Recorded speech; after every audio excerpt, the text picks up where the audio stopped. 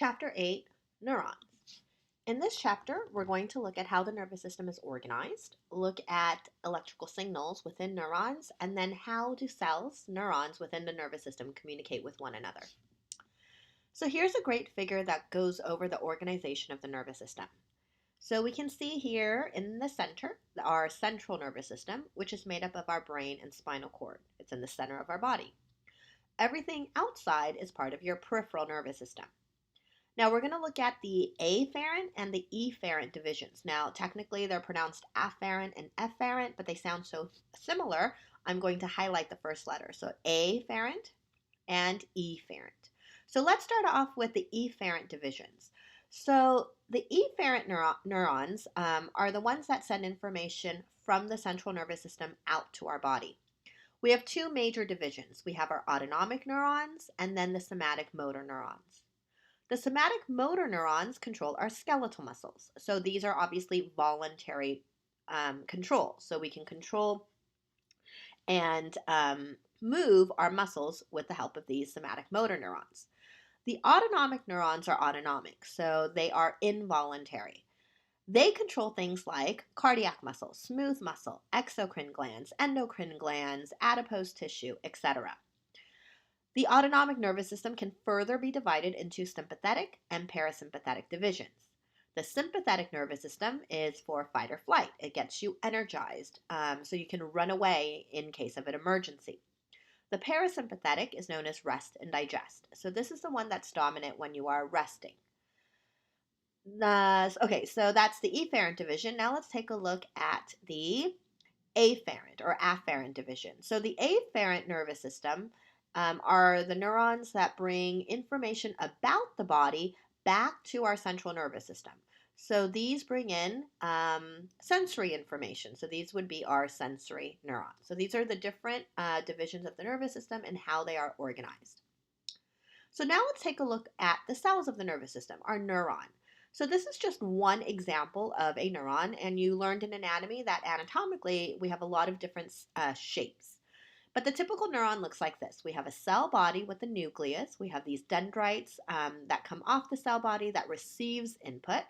And then we have our axon, through which our action potentials travel and propagate to the axon terminal, and then you will synapse onto the next cell. Now, our nervous system speaks to one another, communicates with one another through action potentials. But sometimes we also need to move things within the neuron itself because it's a cell. So if you take a look here, we have our cell body up here in the soma.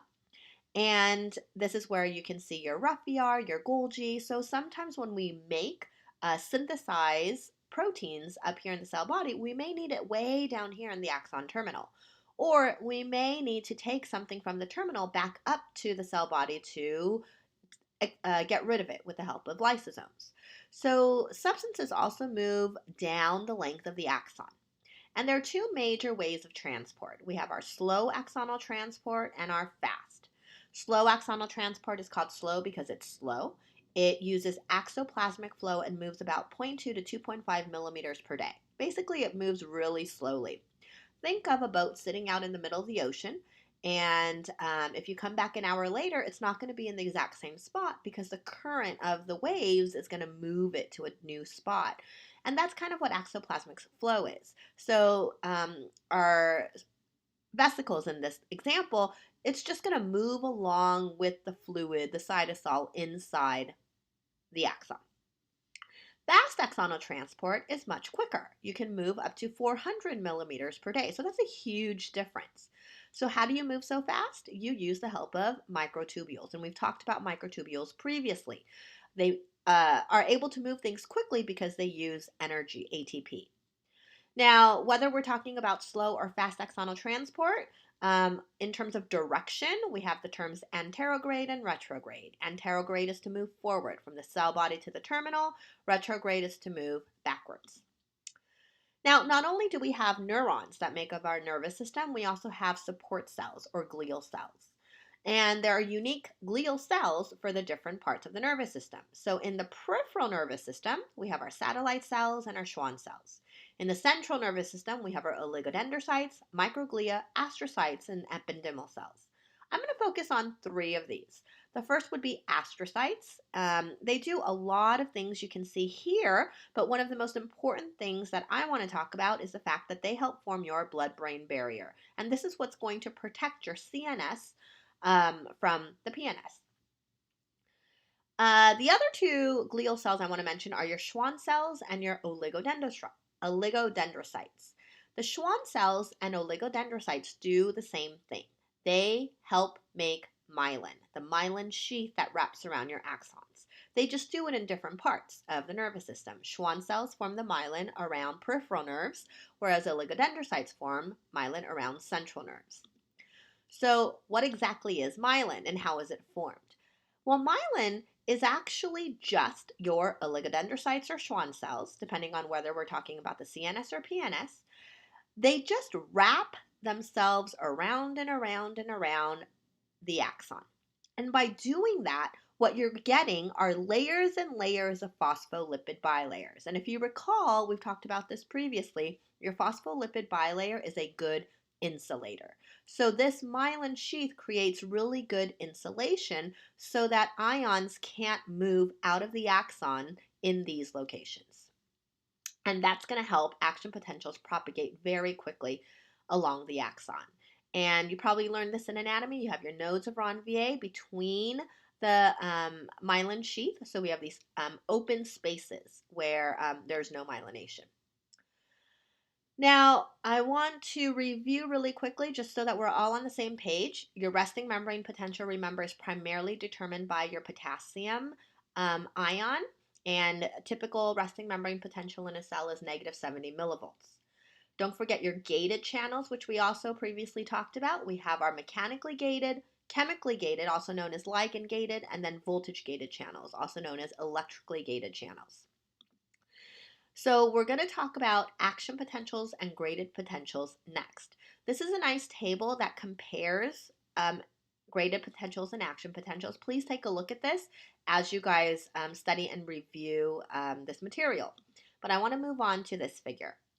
So what we're seeing here is we're seeing a presynaptic terminal synapsing onto a postsynaptic cell, so another neuron.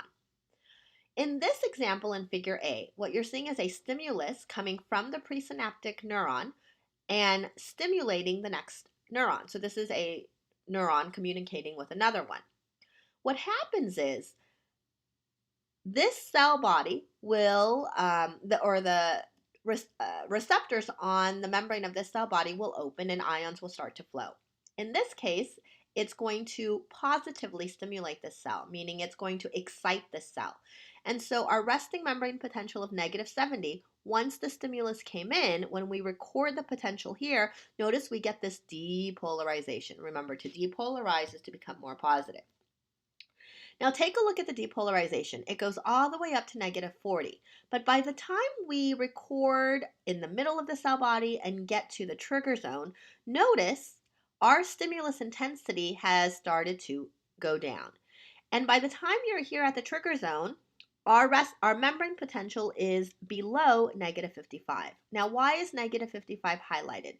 Because this is your threshold voltage that's necessary to trigger an action potential. We did not hit that threshold, and as a result, no action potential is generated. Now, this is an example of a graded potential. Why is it graded? Because it can have different levels. So it can be really big and it can get smaller, or it does get smaller as it moves through the cell body.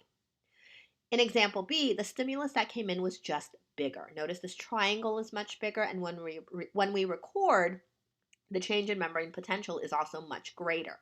Now you went up way above negative 40 millivolts.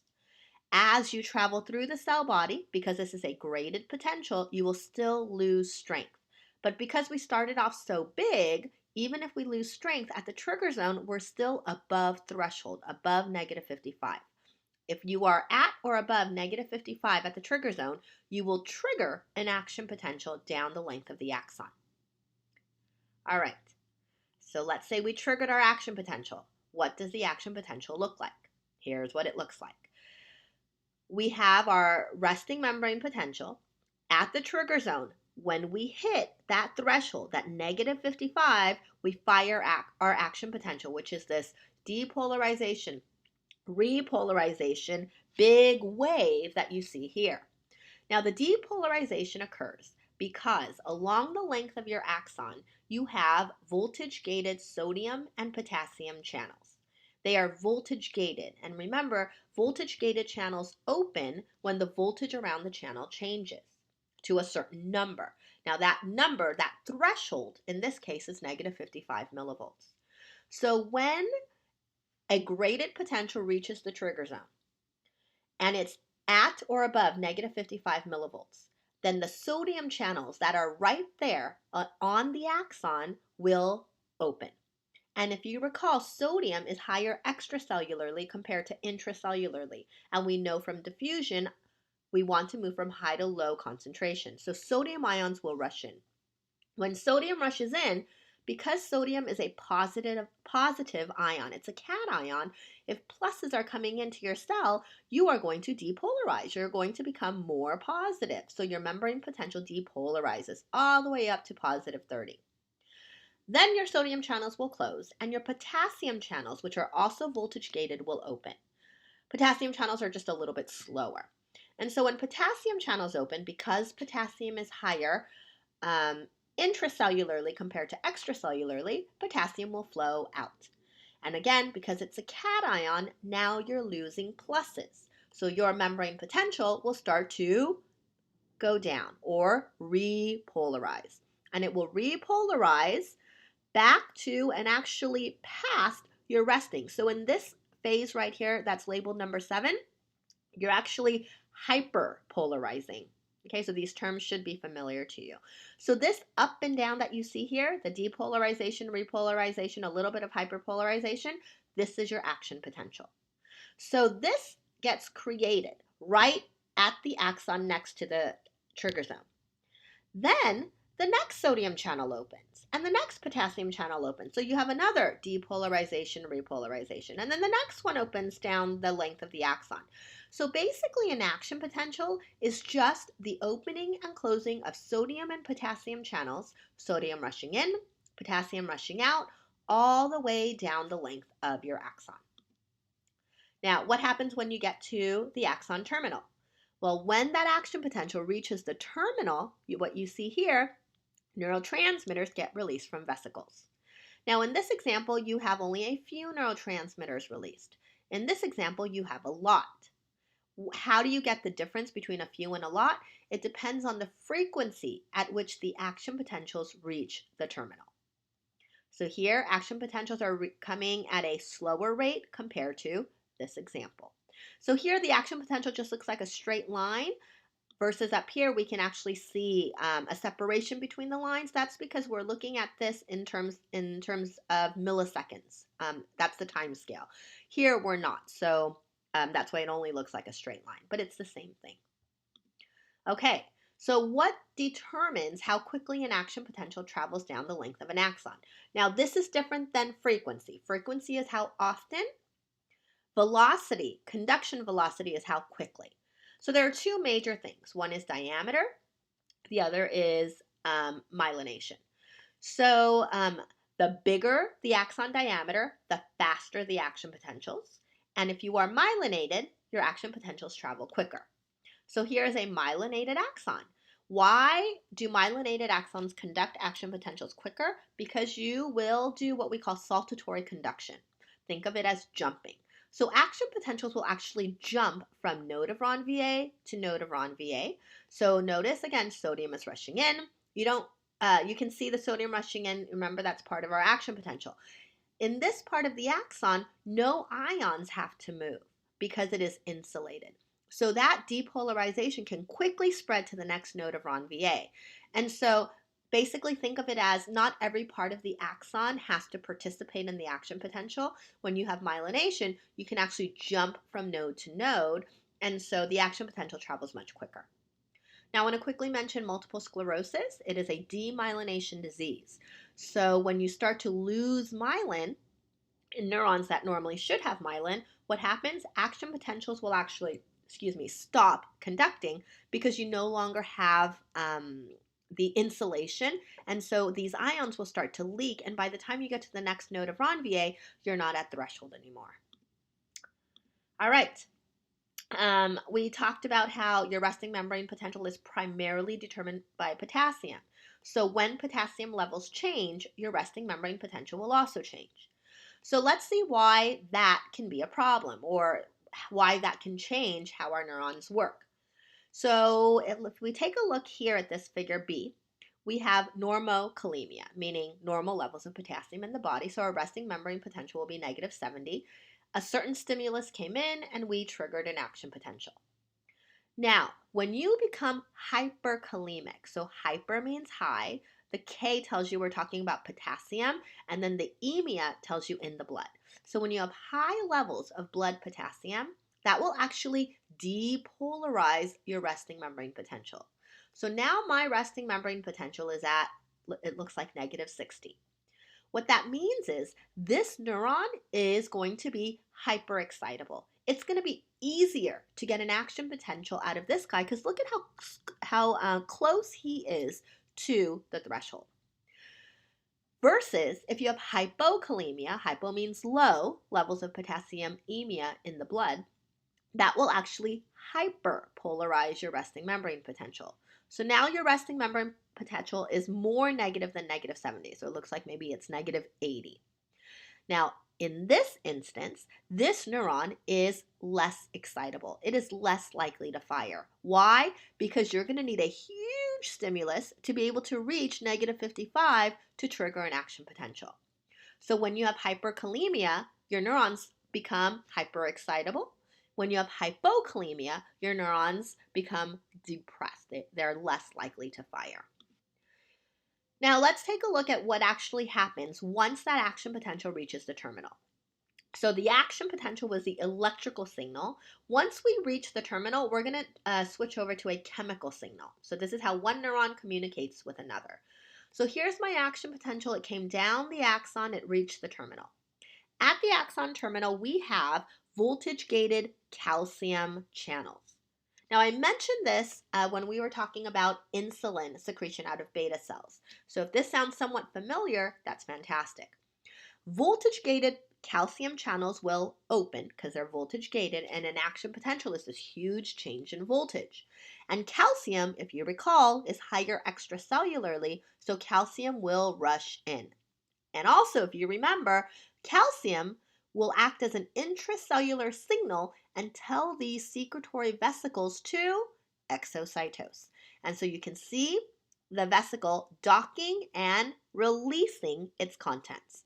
And so now our electrical signal has turned into a chemical signal. So the neurotransmitter is released into the synaptic cleft, and then it will bind to the appropriate receptor on the next cell. Now, there are there are many neurotransmitters in the body, but we're going to talk about two. We're really going to focus on these two in our class. And the first one is acetylcholine, ACH. The other one is norepinephrine, NE. So acetylcholine binds to, we can call them acetylcholine receptors, we can call them cholinergic receptors, and there are two types, nicotinic and muscarinic. Norepinephrine binds to adrenergic receptors, and there are different types, and in general, there's alpha and beta. So sometimes people call them alpha adrenergic, or they'll just call them alpha receptors. And we'll talk about those neurotransmitters more as we get to the different systems in the body where they're used. But let's go back to what happens now after the neurotransmitter is released. Well, it binds to the appropriate receptor, and it will do whatever it's supposed to do on to the next cell. But once you release that neurotransmitter, you now have to inactivate the neurotransmitter. So there are three major ways we could accomplish that. Number one is it can get taken up by glial cells, those support cells. Or the cell that released it can reuptake it, which is what you're seeing here. Number two, enzymes can break it down. So the enzyme that breaks down acetylcholine is acetylcholine esterase. It's easy to remember because you're kind of erasing acetylcholine. The enzyme that breaks down norepinephrine is monoamine oxidase, or MAO for short. And the third way is the neurotransmitter can kind of diffuse away from the site. And so it can diffuse away, our blood vessels can take it up. So these are different ways we can inactivate the neurotransmitter once it's been released and once it's done its job. Now, how are neurons organized in the body?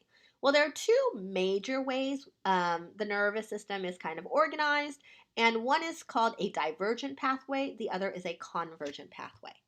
In a divergent pathway, think of few to many. So here we have one neuron synapsing onto 3, and then each of these are synapsing onto 2. So in this example, the neuron at the top is the most important because he kind of controls everybody.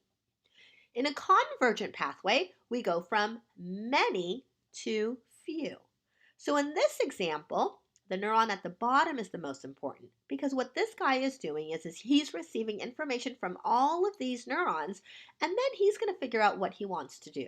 Is he going to continue the signal or is he just going to stop it? So let's take a look at an example. So this is an example of spatial summation. So here we have 1, 2, 3 terminals synapsing onto 1. So here we're seeing an example of convergence. Now, there's a little plus here. That little plus tells you that when this neuron releases the neurotransmitter and binds to the receptors on the second neuron, it's going to excite the second neuron. So we call this an EPSP. EPSP just stands for excitatory postsynaptic potential.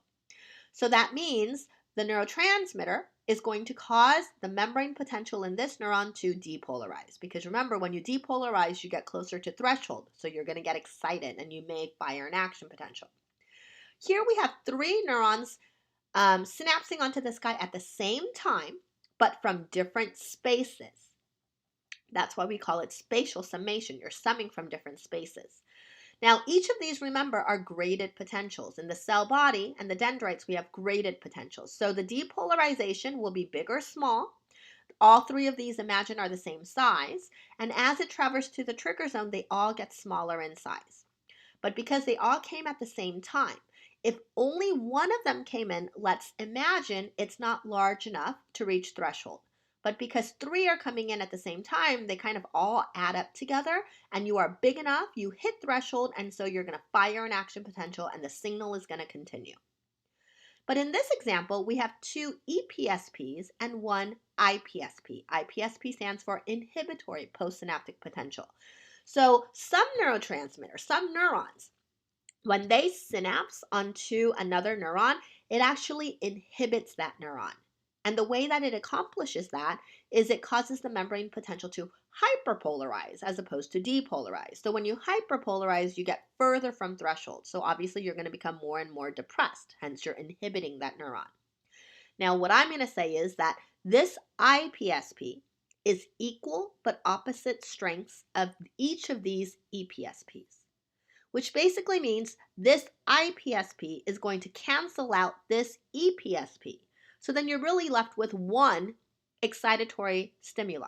And remember, I said 1 is not going to be big enough because this depolarization as it moves to the trigger zone is too small to trigger an action potential. So then this spatial summation resulted in no action potential. So you see how in convergence, the neuron that receives the input from multiple sources is really important because they can continue the signal or they may not, and the signal may die there. We have another way we can sum, and that's called temporal summation.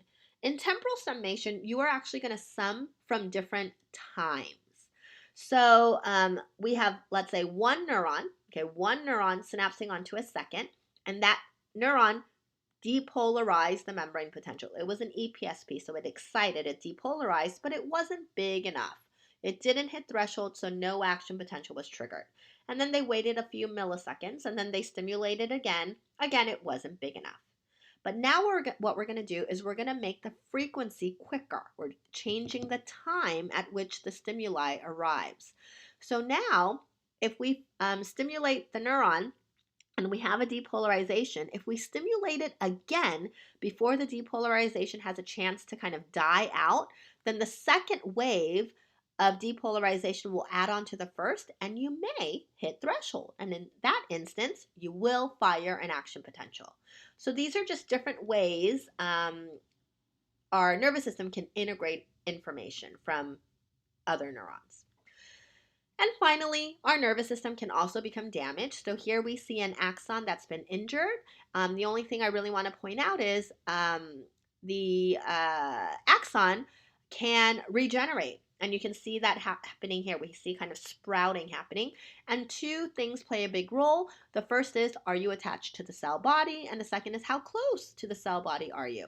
So if you're not attached to the cell body, this distal stump will die away. If you are still attached to the cell body, then you will actually be able to regenerate. Now, PNS neurons, peripheral neurons, are much better at regenerating than central neurons, which is why spinal cord injuries are more difficult to repair. Okay, so that is chapter 8. Thank you.